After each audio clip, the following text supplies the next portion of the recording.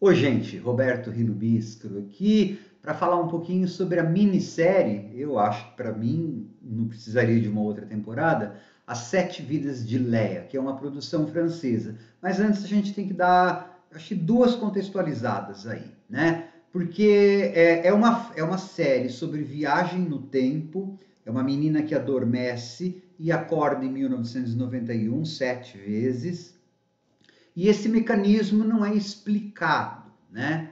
A gente tem que lembrar assim, a série é francesa. Na literatura francesa existe um livro clássico chamado O Ano 2044, uma coisa assim. Ele foi escrito no século XVIII por um autor chamado Louis Sébastien Mercier, né? Que acontece o inverso. Tem um cara que tem uma discussão com alguém filosófica e ele dorme e acorda nesse ano aí de 2044, ou seja, ele vai para o futuro. Ou seja, essa produção das Sete Vidas de Leia, isso é um clássico da literatura francesa, né? O livro que eu falei.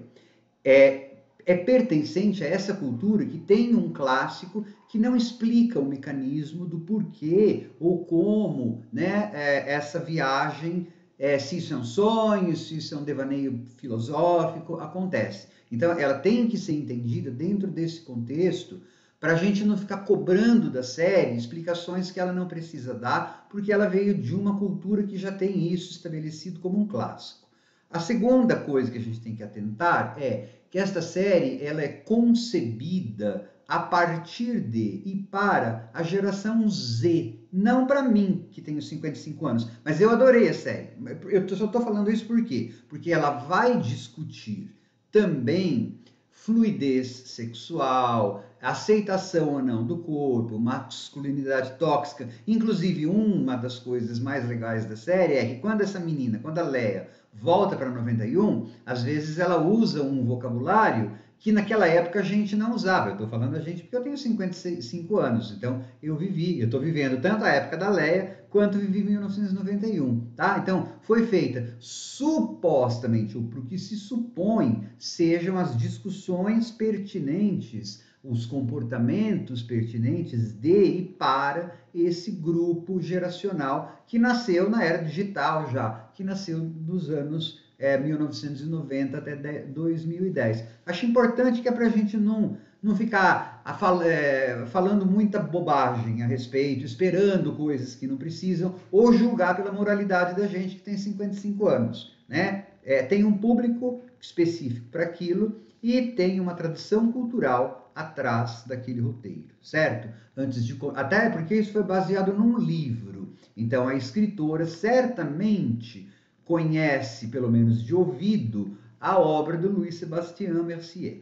Antes de continuar, eu gostaria de convidá-los a se inscreverem no canal Robertando, compartilharem vídeos, dar uns joinhas, isso ajuda os algoritmos e ajuda, na verdade, até quem gosta do meu conteúdo, porque daí, quando o YouTube aprende que você gosta de um determinado conteúdo, ele passa a recomendá-lo com mais frequência, tá? A história começa com uma menina desiludida, porque os pais não estão vivendo bem. Aparentemente, ela está à beira de cometer suicídio. Você vai ter que prestar muita atenção nessas coisas para ligar depois com o desfecho, que eu achei super intrigante.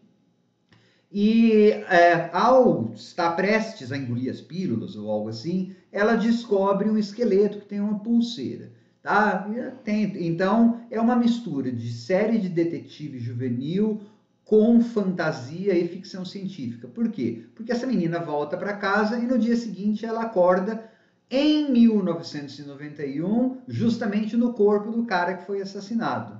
Tá? E presta atenção, como o roteiro é bem esperto, uma das primeiras pessoas que ela tem contato é o irmãozinho do cara, que é um fã de ficção científica. Isso vai se ligar lá na última cena. Ela descobre que está em 1991, ou a informação é dada para a gente. Tudo bem, há letreiros, né? Mas presta atenção no primeiro episódio que está passando no cinema o Exterminador do Futuro 2. Né? O Exterminador do Futuro é a história de um cara, de um robô que vem do futuro para o passado para mudar o passado. Só que ao mudar o passado, você muda o presente. Né? O que acontece na história dessa Leia é que durante 7 noites, por isso que inclusive são 7 episódios, ela vai encarnar, né, ela vai acordar na pele de uma das pessoas que cercavam o Ismael, que ela descobre que foi assassinado. E essas pessoas estão muito próximas dela, inclusive pai e mãe. E aí ela vai começando a se conhecer, ela vai conhecendo os pais e as mães, que é uma coisa que a gente, sempre eu pelo menos, né? Nossa, porque minha mãe conta algumas histórias dos anos 50, que ela ia nos shows da Dalva de Oliveira, não sei o quê, e eu falava, que legal que eu pudesse voltar assim, e ficar vendo como que a minha mãe se comportava quando ela era jovem, né? Então, claro, ela vai enfrentar dilemas por conta disso, e ela vai tentar dar umas mudadinhas no passado para que o presente seja melhor. Por exemplo, aí entra, eu não vou ficar detalhando a série para a resenha não ter 200 minutos e para você poder pensar, mas, por exemplo, um dos temas que é até colateral, vamos dizer assim, por isso que, para não dar spoiler, é uma menina que é acima do peso, vamos dizer assim, né? O do peso padrão, não sei lá como se diz, e tem vergonha do próprio corpo. Mas aí, naquele dia, a Leia acordou com o bofinho e o bully da escola. E aí, então, que ele beija na frente de todo mundo, e essa autoestima da menina, então, vai lá para cima. Ou seja, ela vai começando a mudar o passado para poder... E aí, cada vez que ela volta para o futuro, né, que é 2021, ela percebe que o que ela está fazendo está bem. Só que no final das contas, e aí eu não vou dar spoiler não, ela vai ter um grande dilema, tá? Pela frente. Mas se você ligar com o começo da história, qual era a psique dela no começo da história, você vai ver que vai fazer sentido, né? É uma história até bastante triste, se você for ver, ou parte dela, né? Lá no seu subsolo. Mas ela consegue fazer algumas redenções, ela consegue mudar ideias das pessoas, ela consegue mudar de ideia, ela consegue se enxergar. E o final da série, para mim, não precisava de mais nada daquilo. Né? Eu nem sei se tiver uma segunda temporada, eu assistiria. Porque, para mim, terminou de uma forma muito intrigante. Nem sempre eu preciso de todas as respostas. Eu gostei, né? Termina com alguém fazendo uma pergunta para alguém respondendo, você vai fazer o elo lá com uma das cenas. Eu achei uma série bastante inteligente, feita para essa geração Z, dinâmica, eu achei que o ritmo é bacana, ela contém humor, né? Porque daí, é claro, quando você volta para o passado, ela vai enfrentar um mundo analógico. Então, claro, isso aí seria o humor mais óbvio para se fazer, mexer no telefone, no videocassete, mas aí você vai vendo que vão vir mais camadas, né? De discussões que não havia naquela época. Na verdade, uma coisa que eu gostei é que não enaltece o passado, né? Isso eu achei bem bacana. E se você né, presta atenção também na ambientação. O lugar é lindíssimo, né? Que eles gravam na França. É lindíssimo, mas perceba que foi cometido um assassinato naquele lugar lindíssimo e é cheio de desfiladeiros, penhascos, coisas assim. É claro que aquilo lá, aquele cenário é atraente, mas ele também esconde perigos mortais das pedras da água, que é o que vai estar tratando da série, que é o amor, que é a vida, e essas descobertas, né? Da verdade sobre os pais dela e da grande decisão que ela vai ter que tomar a respeito disso. Enfim, são coisas que eu não costumo dar spoiler.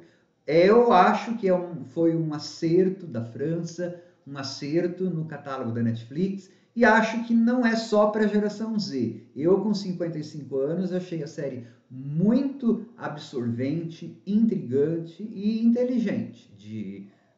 Assim, passou o meu tempo muito bem e achei bacana, inclusive, as discussões desta geração Z, para eu aprender.